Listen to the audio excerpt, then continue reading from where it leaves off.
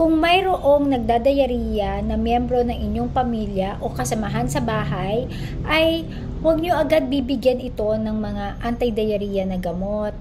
Kung ang kailangan nyong gawin ay hayaan nyo munang lumabas kung ano man yung toxin na nakasama sa kanyang tiyan.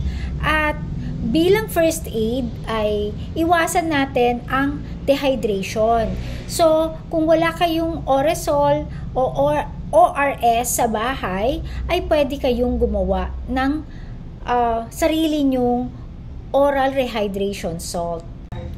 Tuturuan ko kayo kung paano gumawa ng ORS nyo sa bahay. So, mayroon kayong 1 litro ng tubig. So, paano nyo malalaman kung 1 litro na siya? Usually, ito ay pag mineasure natin sa tasa or sa baso, 200 ml. So, 5 tasa. Ito yung kutsarita. So, teaspoon ha, yung maliit. 6 na teaspoon ng asukal. Yung puno lang siya level ng teaspoon. So, 1, 2, 3, 4, 5, 6. At lalagyan nyo rin ng kalahating teaspoon or half teaspoon ng asin.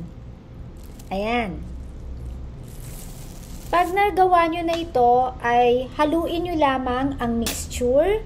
So, kung meron kayong takip, pwede nyo i-shake na lang siya.